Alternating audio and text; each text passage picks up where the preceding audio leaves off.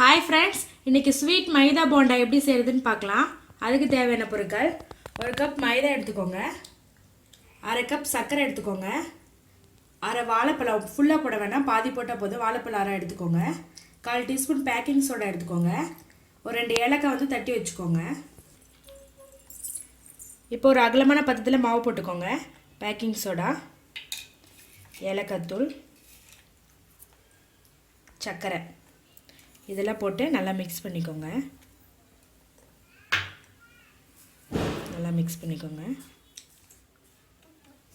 Mix பண்ண பிறகு வாழைப்பழம் போட்டுக்கோங்க. நல்லா உடச்சி விட்டுக்கோங்க.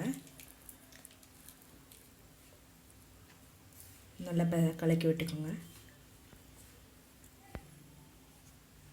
இப்போது தண்ணி ஆட் பண்ணிக்கோங்க. தண்ணி வந்து ரொம்ப ஊற்றிடாதீங்க, ஏன்னா சர்க்கரை கரைஞ்சா வந்து கொஞ்சம் தண்ணி போல் ஆகிடும் மாவு. அதனால் கொஞ்சம் கொஞ்சமாக தண்ணி விட்டு நல்லா நம்ம போண்டா மாவு பதத்துக்கு பிசைஞ்சுக்கோங்க.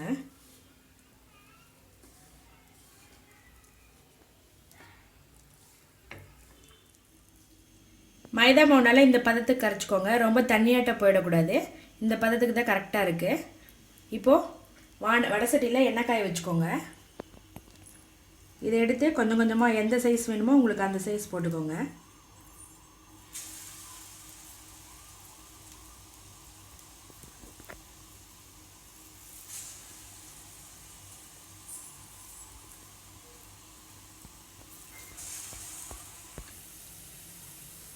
ஒன் சைடு வெந்திருக்கு. இது நல்லா திருப்பி விடுங்க மெதுவாக.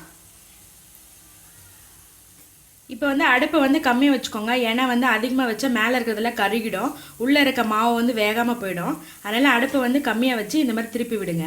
எல்லா சைடு நல்லா வேகும். இது வந்து பொன்னிறமானோன்னு எடுத்துடலாம்.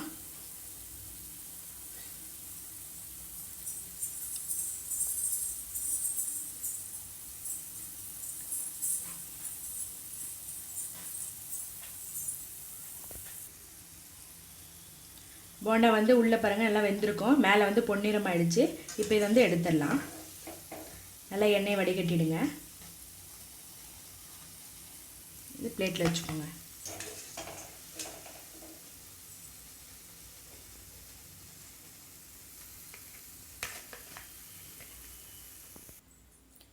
ஸ்வீட் மைதா போண்டா ரெடி ஆகிடுச்சு. இது வந்து ரொம்ப ஈஸியாகவும் ரொம்ப சிம்பிளாகவும் இருக்குது. ரொம்ப குயிக்காக செஞ்சிடலாம். நம்ம வீட்டுக்கு திடீர்னு கெஸ்ட் வந்துட்டால் கூட 2 நிமிஷத்தில் வந்து இதை செஞ்சு கொடுத்துடலாம். நீங்களும் இதே போல் வீட்டில் ட்ரை பண்ணி பாருங்கள். பிடிச்சிருந்தா எங்கள் சேனலை சப்ஸ்கிரைப் பண்ணுங்கள். ரேவதிஸ் தமிழ் கிச்சன் பார்க்குற எல்லாருக்கும் ரொம்ப நன்றி.